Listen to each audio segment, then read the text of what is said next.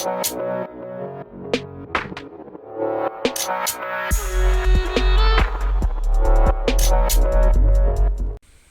guys and welcome to the channel. This is Paper Rule, and today's video we are talking about how to heal and how to kite, basically the survivability or the sustain methods for Druid. We already talked about the bits, changed to the build that we are going for, or basically changed the option. The build itself is still the same, so the older video is still what count for it, and this is basically a follow-up in order to keep it up to date. This is my main build Druid, and we already established that I'm using Turtle as the main option over Ragazal now, but Ragazal is still usable. Everything will be in part 1 from this. Please check it, because I will assume you already watched it for many reasons. It's very detailed to how you use it, especially this very buggy bit that we call Turtle.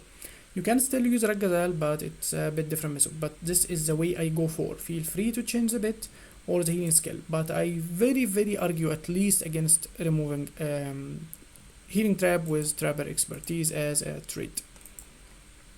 This one.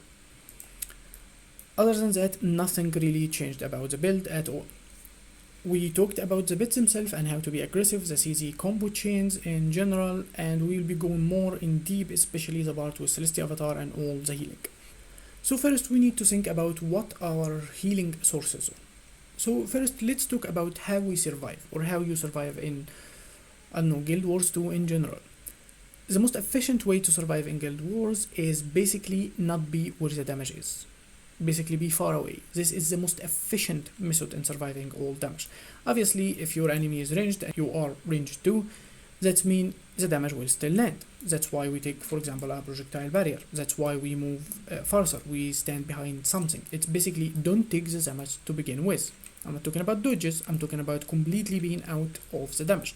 And then it come all mitigations that avoid the damage completely, like extra dodges, which we have in lightning reflexes, we have in quick shots, stuff like that. Also, the most efficient method of tanking is healing in the game. It's not reducing damage, it's not gaining higher toughness, it's basically out healing the damage. So if you take less damage because you simply don't stand and take it, if you're ranged, which give you an advantage at least over many classes, and then you follow the line of sight, you counter your enemies through CC and any other method to prevent it from actually doing damage to you. What comes later is healing, so you can out heal whatever the damage you will take after all this, after all your other methods, and we can do that very efficiently on Druid, and even reduce the damage a little bit through protection sources like dodges and something like this skill, for example. So what are healing sources that offers us this amount of survivability? Healing trap, staff skills in general that offer 2 sources of regeneration, and combo finishers with healing on healing trap and skill 5 are actually water field, which means we can combo a blast finisher like this one to heal more, as you see, area healing. And we still have Celestia Avatar, and our dodges give us rug growth, so we can heal through dodge. Obviously this is PvE numbers, it's much less in World vs World, but it can heal us and our bit because it grants us 2 seconds of protection. And our bit Turtle can give protection to everyone around it, which means it can also heal us and we heal it. Remember, this trait rug growth is the only way to heal your bit if it's dead. So even if it's dead, it will heal, which means will help fill Celestia Avatar even faster, unlike anything else. And you also have another passive trait like this one, which heal you every time you heal an ally, and your bit count as an ally, so it's very efficient. Now, some updates Arianet has made to the last batch is that they are buffed Ancestor Grace for staff to the same way, I think it is the same way that used to be before they actually nerfed the healing down in the last time. So right now it gives you the same healing in PvE as the same in World vs World. It's 2420 according to my healing power, and combo that with skill 5, for example, that's an extra 1.5k healing from the blast finisher because our healing power besides the regeneration, so it's about 4k that's without the regeneration itself. And they also give us finally a method in order to fill Celestia Avatar passively with this trait. So the smartest idea, if you're dead or coming out of respawn to defend the camp or something, to have another template with the build on it, like that, for example, a build that have this trait in order to fill Celestia Avatar a little bit just to go before you get in the fight, and then immediately press the key to the main template that give you your build. It fell with 5 energy every 3 seconds, which means it takes a whole minute to fill it completely if you're out of combat, if you're not doing damage or anything. Celestia Avatar fell on power damage and on healing, so it's very inefficient with condition builds, but we have a lot of healing power, so it can help a little bit. So feel free to use that in order to help you a little. And a huge important healing source other than the things that we talked about is also our food. So you must with any druid build, and for me I use it with probably every build I do, because how much survivability it adds to the build is any gain health every second kind of food. It's an 85 every second, which means in 10 seconds it's 850, in 1 minute it's like 4k or something. It just ramp up with time, so always use a food like that. So with that out of the way, every healing source that you can keep in your mind right now, how we utilize them. So the main healing sources is either staff, healing trap, and Celestia Avatar. Those are the most efficient and like kinda save me button. Why? Healing trap grant you a lot of condition removal, it grants you a huge amount of regeneration, it grants you a water field for more healing, and it is basically a healing skill. And staff grant you mobility to kite, grant you projectile defense, huge amount of healing also, almost close to the burst healing that you get from the healing skill. And we run staff with energy and cleansing, which means it will cleanse condition the moment you go to it and give you an extra dodge, and the extra dodge mean protection and healing once you dodge because of rugged growth trait. It basically save you and make you run away or protect yourself, and even heal efficiently and cleanse condition. Both of them offer some similarity, and the most efficient is Celestia Avatar because of the Druidic Clarity as trait and Celestial Shadows. We will remove 13 condition on entrance, and we will gain stealth and super speed after we leave to everyone around us, including our pet. And the best way to use it is convince people you move in this way and move another way as a joke, so they don't keep bursting you in the same way unless you really have to go to it. It's a basic or simple joke that you can bowl with it. The most important rule to keep in your mind, you can use at most 2, never use the 3 at the same time. So don't go to Celestia Avatar and use healing trap and then go to staff and bump more healing with blast inside the trap and stuff like that. If you have none of the 3, not even a single one of cooldown that ready to use if you need it, you're probably dead. So you can utilize 2 at max and not 3. How to choose which one to use first? The safest option usually to use first is Healing Spring if you are taking damage and trying to counter an enemy that's coming for you. If you're chasing an enemy or something, it's safely to assume you will simply go to staff and start fighting. So staff either first or healing trap first. Usually at least, don't go to Celestia Avatar first.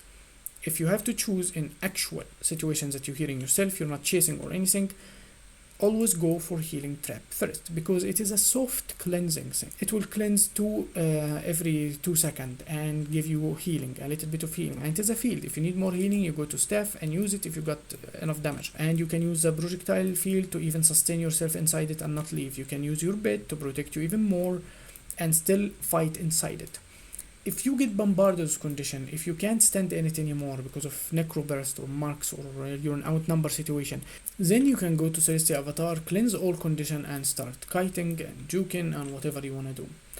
And after that, when you leave Celestia Avatar, this thing will be close to off cooldown. You might still have staff, so you will be able to fill it. Another tip to fill Celestia Avatar so you never really left without it is stop overhealing, stop being too aggressive and your health is full, stop dodging everything. Yes, it is a weird advice, but I find some rangers trying to avoid every little bit of damage like they are playing a power soul beast or a parkour ranger. This is not a power soul beast.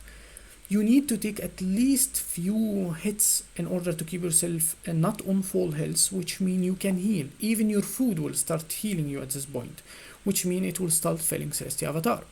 You can get down immediately on couple of hits from full health, but if you have Celestia Avatar, it's a bit not possible. If you combo Celestia Avatar with something like Lightning Reflexes, for example, let's say you're immobilized or like you have every condition in the game, you're CC'd, you're immobilized or something like that, you can simply enter Celestial Avatar and use Lightning Reflex and Stealth and leave with another dodge or whatever. Nothing happened to you at this point. But if you don't have Celestial Avatar, you will melt so fast, you won't see it come. don't just stand there and take damage, but keep in mind you can take damage, you can handle it, you can heal. Avoid the important hit, avoid the backstab from a save, but don't avoid this follow-up auto attack, a single hit or something. Don't avoid weak hits. That doesn't mean this much. You need to not be in full health. Unless you already have Celestial Avatar, at least this is fine. Now after you established, you always go for Healing Trap first, and Celestial Avatar is for big cleanses. Leave at least one of the 3 methods of high survivability always ready for yourself. Use 2 at max, not 3 at the same time. Keep distance between using them, like few seconds, in order to keep filling the cooldown. How to use Celestial Avatar? So Celestial Avatar have 2 major styles. It's either aggressive or defensive. If using it aggressively, first remember on short bow in the build video we have Geomancy and Doom, which mean inside combat, if we switch weapon, if this bar change for whatever reason, we will cause a hit around us to bleed every enemy, and one of those targets will get hit by Doom, which means 3 stacks of poison. That include entering Celestial Avatar, since it will change the left side of our bar, which means a weapon change. So you can use it to trigger the sigil, you can use it to trigger Ancient Seed on a group of people, you can use it and do many things. Any hit that happen at the same time on every target, or at least in less than a quarter second, it doesn't have to be exactly the same time actually, but mostly the same time is very efficient. Like Longbow 5 was Glyph of Equality, like Glyph of Equality was a Kite rune that trigger on elite skills. Like the sigil from our weapon, Geomancy, while triggering a Glyph of Equality before. Or even inside Celestial Avatar if you trigger Lunar Impact and Scale 5. So the most aggressive or best method is you enter, you skill 2, skill 4 to combo with it, and skill 5 to trigger Ancient Seed on everyone and put slow and stuff on them. Most of the time I won't finish casting it unless I really need to, or I will land another CC like from my bait or ball from iboga while channeling this to ball my enemy next to me and land skill 5 on them. It's basically, let's say the enemy is standing here where my mouse at, where's this rock at. I will make iboga ball them while I'm triggering this, for example, so they will come here and then they eat this hit to trigger Ancient Seed, which is a bit of a neaty trick that you can ball. But most of the time I will not finish casting it because I will end up losing the stacks of the stability before the cast is finished. As you see, 2 seconds of stability while 2.5 second casting time, and I will lose too much Celestial Avatar for no reason. So 2, 3, and 5, just like that, and you can simply move to cancel it, and you can heal more in case you need to. And if you are kiting or being aggressive but not stationary, you can cast skill 2 while you will end to combo that cleansing and then cast skill 5. So don't cast skill 2 while you stand because it has a delay, so you will be leaving it and there is no point unless you're trying to land a blind on someone else or force a dodge out of them, which is very rare and usually advise against it. If they are on top of you, they will be near you here, so cast it where you will end up when it's in. So all that because of the delay. And in World vs. Wood it cleans even more, and it's a light field, so you can combo it with Lunar Impact as a blast finisher in order to grant yourself extra cleanse. So this is the aggressive method, and also there's few tricks nice you can bolt with. If you're trying to chase someone but you can't catch much to them, you can follow them like that, and you can cast Lunar Impact on them, you gain super speed and triggers the auto attack from far to trigger Ancient Seed, whether from staff or from short bow.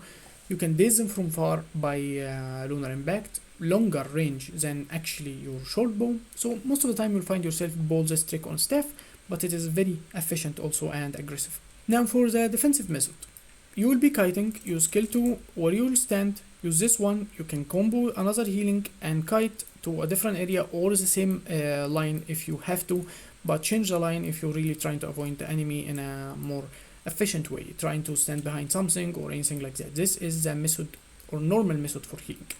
If you don't have time, if you're simply trying to remove and immobilize or something, or you're gonna be bursted, so you need to stealth immediately, like you're afraid of second ranger or something, most of the time I would enter, trigger skill 4 and leave once the cooldown of 1 second once you enter Celestial Avatar is gone.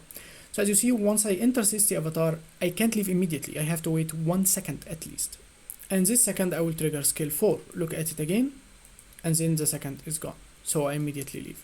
And cast of this skill is almost can give you, before you leave, two bolts of healing, not actually one from the 5 bolts, so it can be a little bit efficient. I do that when there is no time to cast this low cast skill and I feel like I can get bursted fast. It's simply I want to leave Celestial Avatar as fast as I could. I can't wait for even a half second more.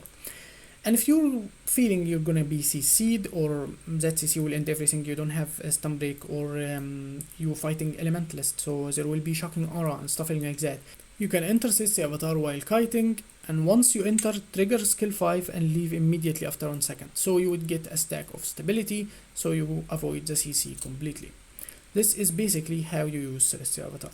And one of the most good tips about survivability is trying to stop your enemy. You have an advantage as a ranger of a lot of immobilize, like staff 5 in order to catch people behind you, entangle to catch them while you're trying to hunt you and just run away. Also you can heal and people will be crippled or immobilized if they were close enough, and you can still be kiting. And another tip for staff, skill 5 guarantee your regeneration, so it can be tempting to put it behind you so you won't eat any damage from projectile, but try to cast it in front of you so you pass and get the regeneration as much as possible, even as close to you as you can. And depending on your position from your enemy, if you're trying to run very far to avoid the specific damage, so you don't want the projectile barrier to be far behind you, so enemy would simply pass through it and start hitting you again, you can cast the projectile barrier far from you like that and heal on it with combo healing, and then complete kiting again and try to immobilize them behind the barrier before they even get to pass it again. And the same trick can be pulled with turtle. You can simply make turtle use this barrier behind you and the projectile will not land, but we explain that on the bit video, the older one. Another tip for the staff, if you're fighting a melee class, you can use this skill, Astral Wisp, in order to create a wisp that spiral around them in order healing everything that it passes through, which means if they hit you in melee range, it will heal you or your bit that is next to them. It is a very good source of healing in melee combat. Staff can be utilized very good for healing if you know what you're doing with it. So that is basically all the tips I have for healing. I hope you find it useful. If you have any further question, drop them in the comment. Don't forget to like, share and subscribe, and I will be seeing you next time. Peace.